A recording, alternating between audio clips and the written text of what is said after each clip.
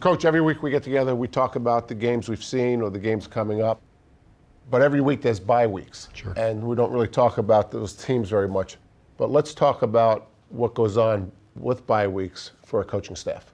Well, the most important thing to always remember, it's dependent upon the team. What does that mean? You have young, inexperienced teams. You have the team that's about right. You got the older, mature team that you're worried about their health and safety. You got a team that is relatively physical. You just got done playing. So there's a lot of variables involved, especially with the actual bye week. So there's a lot of variables. The thing I want to talk about is the week following the bye week. That's where we spend all our time. Most everyone always asks me, tell me about the bye week. Well, the bye week, you're going to practice 3 days a week. You're going to make sure they're rested, but you're going to work and fix things that need to be fixed. However, I spent more time focusing on the actual week or game week following the bye week. So, for example, this is a constant. Every Monday, we called it a +1. A +1 meant usually Tuesday, Wednesdays are the high workload days for a team.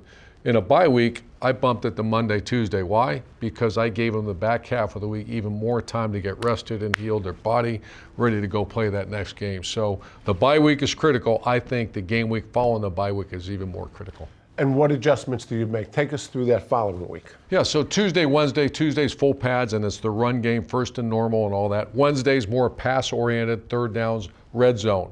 So what I would do is instead of Tuesday, Wednesday, I'm going Monday, Tuesday, and then Wednesday the pads come off. There's no pads, no contact. Wednesday, Thursday, Friday, day off, go play. Players love it. They feel great because normally that's a day earlier than usually a Wednesday physical practice. So the week before the bye, does it matter who you played or if you won or lost? Sure, absolutely.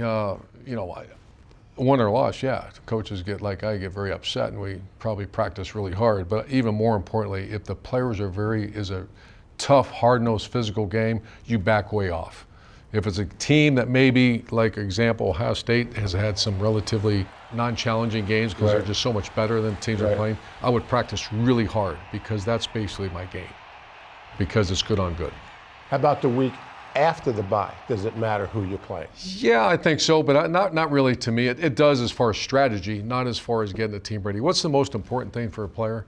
On Saturday, when that foot hits the ball, they feel like $1 million. Their body is fresh, they're in shape, and they're full speed ready to go. That's always what I focused on, is when the foot hit the ball on Saturday, how does your player feel?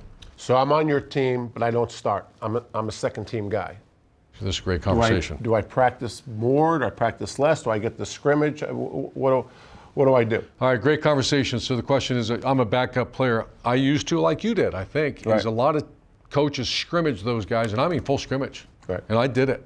And then sure enough, at Ohio State, we did it, and our backup defensive end and a linebacker who was my star on special teams got hurt. And I almost passed out at practice. I'm like, why did I do that? We got a good football team. You can still practice hard without taking them to the ground. We had 2 players get hurt. That was the last time I did the scrimmages in a bye week. So we practice hard, but everybody stays up. I did not want to risk losing. Because you're a backup or, you're a critical member of that team.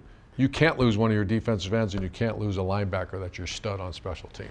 Right, and down through the years, what I learned is whether you scrimmage or not, but if you practice those guys harder than everybody else, they would say to the first team guys, yeah, it's a bye week for you. It's not such a bye week for me. Yeah, I got the answer to that. Go be the first teamer then. I hear you.